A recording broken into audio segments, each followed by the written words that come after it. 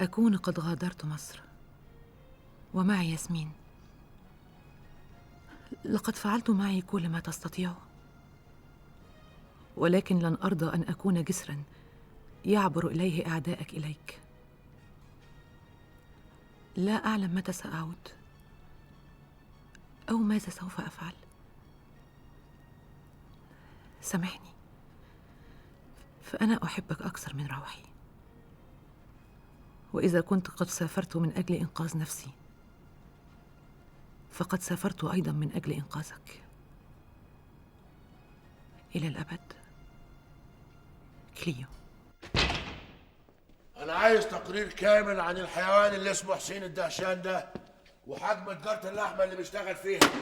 ليه يا محمود؟ عشان هنشتغل في اللحمة، هجيبه الأرض، هرجعه يشحت. ايه ده يا محمود؟ دي مش طريقة شغل دي. أنا ما حدش يعلمنا اشتغل إزاي. ماشي يا محمود، بس احنا مالناش في حكاية اللحمة دي. هيبقى لنا إيه؟ مشروع زيه زي أي مشروع، ليه دراسات جدوى، احتمالات خسارة ومكسب، فيها إيه يعني؟ ماشي يا محمود، بس انت عمر ما دخلت عواطفك في الشغل، عشان كده لازم تاخد وقتك، لازم تقعد تفكر عشان تاخد قرارك صح. أنا فكرت وقررت. محمود بيه، ممكن اقول رايي؟ قول. طالما موضوع الهانم خلص، ننتبهوا بقى لشغلنا اللي احنا بنفهمه فيه. انت كده بتخنق حسين الدهشان. إذا كنت هخنقه هو دبحنا يا مسعد، دبحنا وأنت عارف ده كويس. خلاص ما حصلش حاجه، حصل كل خير. أنهي خير؟ أنهي خير؟ دي ست قفلت محلاتها وسافرت عشان خايفة من الفضيحة. محمود دي حاجة وشغلنا حاجة تاني خالص. أنا خدت قراري والموضوع انتهى. اللي عايز يشتغل معايا أهلا وسهلا، واللي مش عايز برضه أهلا وسهلا. محمود بيه، لو اتفتحت طاقه جهنم مش هتتسد تاني. ما انفتحت وخلاص يا مسعد، بس يا ويله بقى اللي يقف في وشي أو يبيعني، ساعتها مش هرحمه. سيبه يخش الخية برجليه. السوق دلوقتي بقى زي الخاتم في صباعي. عما هو يبتدي يخش السوق ويعرف دخانيقه، اكون انا بلعت مصر كلها مش اسكندريه بس. يعني انت مالي ايدك؟ ما تبقاش كده، ولا خايف على الوظيفه الجديده؟ لا انا خايف عليك يا راجل. انت عندك شك في كده حسين بيه ولا ايه؟ دي عيشه عمر. انا ما عنديش، بس المهم يعني ايه، عايز اي حاجه تحصل تبقى عندي في نفس اليوم. هو انا ورايا حاجه غير كده؟ طيب خد دول. يا باشا الحكايه مش حكايه فلوس، دي حاجه بس من ريحتك يعني. مش عارف اقول لك ايه يا بابا، بعد ما حرموني من الامتحان السنه الثانيه. ما تقولش حاجة يا أحمد، ده مكتوب يا ابني. المهم تعوض اللي فاتك وتتعلم منه. بس انا حاسس اني ضيعت وقت كتير قوي يا بابا، تعبتك معايا. بكرة لما تتجوز وتخلف هتعرف قد إيه الأب بيحب ابنه أكتر من روحه. الله اكبر، الله اعظم. عارف يا بابا، عارف، ونفسي تسامحني. سامحك يا أحمد. السلام عليكم ورحمة الله. وعليكم السلام ورحمة الله وبركاته. الله وبركاته. ازيك يا عبد الكريم؟ بسم الله ما شاء الله. ايه التقوى والإيمان ده كله؟ الحمد لله الذي هدانا وما كنا لنهتدي لولا أن هدانا الله. ازيك يا باشمهندس؟ ازيك يا عبد الكريم؟ ما تيجي تصلي معانا العشاء؟ ماشي يا سيدي، على اذنك يا بابا. اتفضل يا ابني.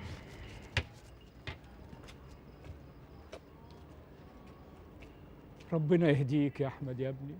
بسم الله الرحمن الرحيم.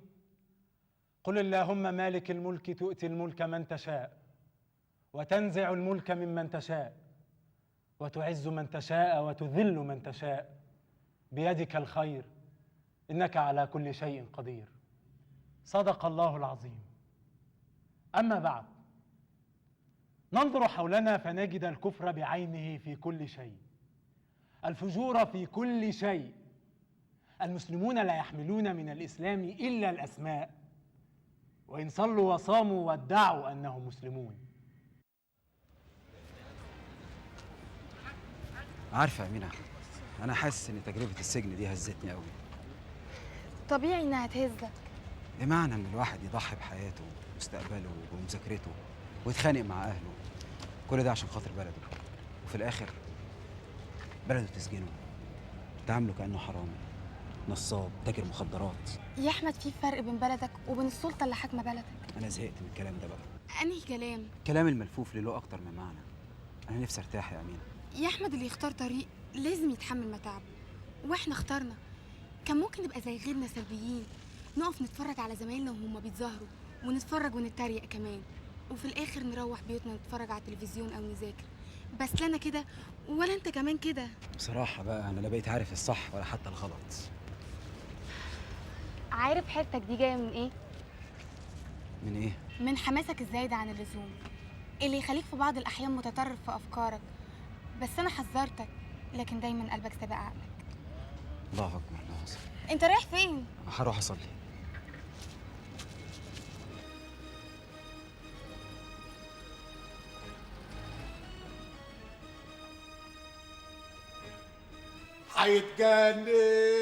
هيتجنن يا محمود بيه. الجمعيات والفنادق وقفوا شغلهم معاه. خليه بقى يتبع عقوله ويعزم صحابه عليها، ياكلها بالسم الهاري. اهلا اهلا علي بيه. السلام عليكم. وعليكم السلام يا حبيبي ورحمه الله. محمود، اللي بيحصل ده ما اسموش كلام، ده اسمه خراب بيوت. ايه هو اللي بيحصل؟ احنا كل يوم بنخسر خسائر كتيره قوي يا محمود عشان نبيع اللحمه باقل من سعر السوق وسعر التكلفه كمان. ولا يهمك، خساره قريبه بس مكسب بعيد، لغايه ما الدهشان يقفل مزارعه كل حاجه هترجع زي الاول. واحنا ايش ضمننا بقى هيستحمل لغايه امتى؟ مش كتير، ده عضمه طري. بعدين ما تقلقش، احنا بعد كده مش هنعتمدوا على مزارع غيرنا. ايه، هنعمل مزارع كمان؟ لا لا لا لا لا، حاجه اكبر واهم. ايه يا محمود؟ هنا هنعمل اول واكبر مصنع للحوم الجاهزه في الشرق الاوسط، زي امريكا بالظبط. لانشون وبرجر وهوت دوجز، محدش فاضي يطبخ بعد كده. والحاجات دي هتمشي في مصر؟ اي حاجه جديده وسهله ومش غاليه تمشي في اي حته. انت عندك فكره حته الارض دي تسوى كام؟ طبعا، مش انا اللي منقيها.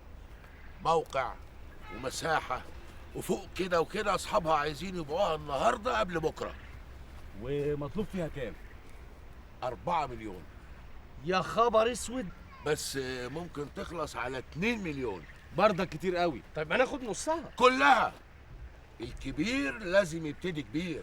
المهم محدش ياخد خبر عن الارض دي ولا مين صحابها لغايه لما نخلصها. يا محمود ارجوك تفكر كويس قبل ما نرمي فلوسنا كلها هنا. بكره تيجي تقول لي ثانك يو مستر محمود.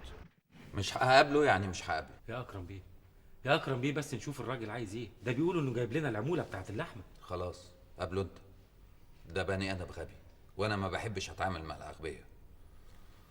وبعدين ده ممكن يضيع كل اللي انا عملته، والنهارده انا مش زي الاول، وانا مش هخلي حد يسلمني لاعدائي، وانت عارف انهم كتير. ولا حد يقدر يمس شعرايه منك يا اكرم بيه. قريت مقال عيسى قادر النهارده؟ قريت العنوان بس. حتمية الحرب، حاجة كده يعني. ايوه ده العنوان، بس جوه بيلقح عليا. ايه؟ بيلقح عليك انت؟ ايوه، على البني ادم اللي عمال يكبر يوم عن يوم، وعلى ابن امبارح اللي عمال يلعب في الملعب زي ما هو عايز. ولا يهمك. كله الا الصحافه يا بهجت. واحد يكتب يجر وراه 20.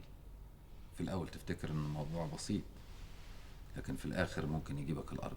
ايه ده؟ انا اول مره اشوفك قلقان كده يا اكرم بيه. ما هو اللي بيكبر لازم يقلق. هناخد الاول بانوراما نحدد فيها المكان كله وارتباطه باللي حواليه، وبعدين هناخد الارض الفاضيه الخاليه من اي حياه. تمام؟ وكل مرحله تخلص من المصنع من اول الاساس هنصورها. اول مره اعمل حاجه كده في اي مشروع. يا احمد في ايه؟ ما هو عشان كان عايش بره فاكيد دماغه مختلفه.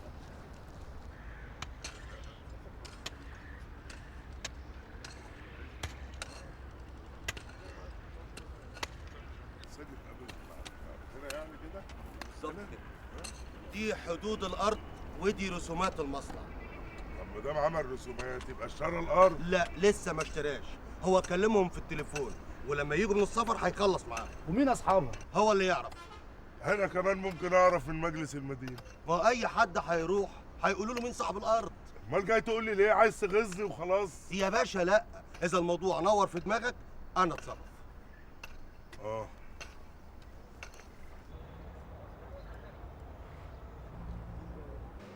المفروض ان هينزل صوت معلق وهيتكلم عن الارض الفاضيه الخاليه من اي حياه، وازاي حلم رجل الاعمال اللي هو سيادتك انه يحولها لجنه من اجل خير مصر. ممكن نضرب لهم مثل بصحراء نيفادا اللي بنوا عليها لاس فيجاس. اكسلنت يا محمود بيه. عموما السكريبت هيتعرض على سيادتك كلمه كلمه.